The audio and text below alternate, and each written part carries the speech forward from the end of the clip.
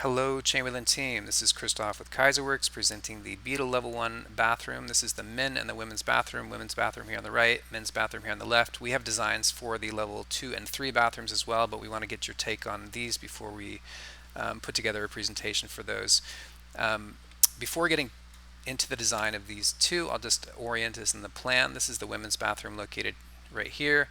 There's a north-facing frosted glass window that will be bringing natural light into the space, similar to the men's bathroom, which has a slightly larger north-facing frosted glass window that looks to the north. This is our trough sink. This is an existing column that we have in the space.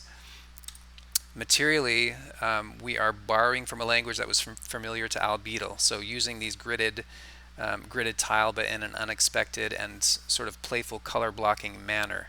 And we're also using material in the same manner, color blocking. This is or material blocking. This is what you see on the third floor. The big tectum volume is one continuous mass that is all of the same material. In the bathroom, similarly, as you walk into a stall door, you walk into a volume that is entirely one color. So back to the women's bathroom here. This is our Calcutta Breccia Viola. This requires about 2 slabs to complete. We have 3 slabs currently on hold if this is something we decide to move forward with. We did some preliminary reconnaissance with everything we're presenting materially here to make sure that we can achieve these things in a timely manner given the schedule that we're looking at. This is that same material, again the Breccia Viola as a trough sink with 3 stations along that trough sink. This is our fluted aluminum that wraps the corner. We're using this aluminum to cleverly kind of obscure the fact that there is a utility closet located in the bathroom. Those vertical seams will obscure that nicely. This is a glass frosted door back out to the hallway that takes you, if you turn left, back out to the lobby space. This is our color blocking using the same orange that you encounter as you go up the west stair core. This is our DEA 1113 orange.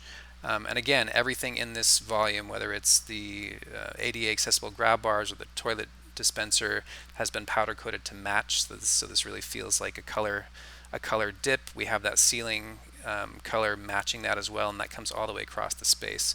So we like this idea of really having this juxtaposition of something that's very poppy and punchy, like this orange sort of punch you in the face color, and something that is timeless, classic, and sophisticated, like our Calcutta Viola. And that is a sort of material composition that you see elsewhere in the project, really throughout the project, where we're bringing punchy sort of pop art colors next to these timeless, sophisticated, and materially honest materials.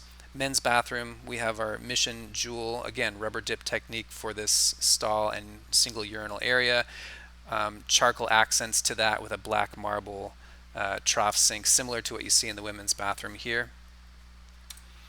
Moving over to our tile here. This tile language is something that Al Beetle was very familiar with and used frequently in his projects, a gridded tile structure. We're using it here in a playful sense where we have color blocking and potentially a contrasting color for the grout lines.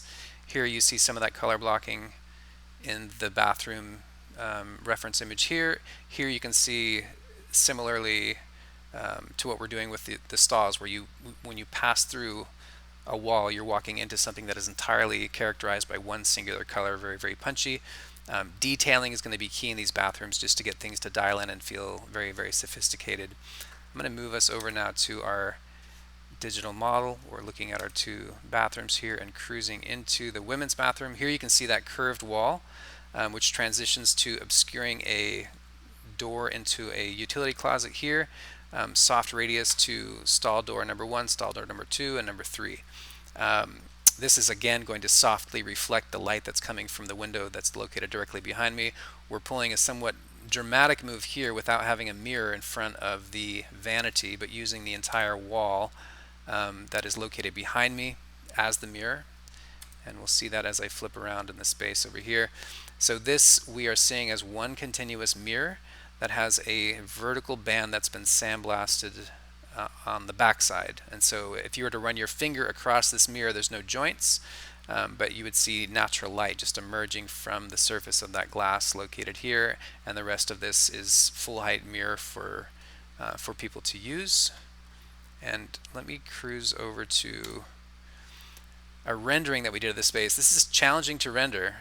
We did sort of I think we did a good pass at a rendering. It's a little bit difficult to see what's going on here, but this is the mirrored surface right here, where you see the floor reflected in it. You see this glass door that goes out to the hallway reflected in it, and then here you would have this band of light, not image. This is going to be frosted glass, bringing light into the space. Here we have our DEA 1113 orange that passes on the ceiling plane over into the stalls. If you were to open up one of these doors, it would be that same bright orange. Moving back to the digital model. This is one of the stalls. Again, powder coated hardware to match the wall surface. Ceiling above you would match that as well. And that is our curved fluted wall. And now moving over to the men's restroom. This is walking into the space, and I'm going to go to our rendering of this. Here you can see again the frosted glass. We have some plants that are planted just outside that window that would brush up against the glass there. This is the light trough. Here we have our same black marble that we're using elsewhere in the project, yielding this trough sink and one entire sort of length of backdrop to the sink basin. This is just something unexpected. You don't see this frequently. This would be a matte black powder coated stall door, and then again there's no door located here. This is the urinal, so this green color is sort of showing itself as you would enter into that. If you were to open up one of these stall doors, you would see that punch of green. We've gone back and forth as to whether that green wants to march across the ceiling plane or we use the charcoal. Right now we're really liking this sort of this matte black aesthetic for this bathroom, with the very unexpected color pop as you walk into these stalls. This column that we have in this space, we are wrapping with mirrors, so this would serve as our full height mirror in the space.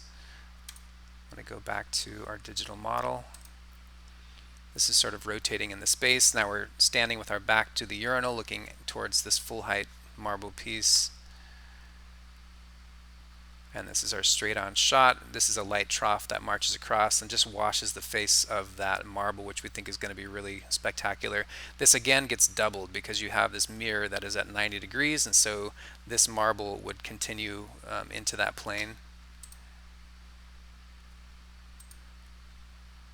We've turned the ceiling off in this digital model just so we can cruise through it a little bit easier. This again would be the northmost stall would have that tile that would cruise into the space, but the other stalls would be entirely just the one singular color. And that is the conclusion. So we look forward to your thoughts on this.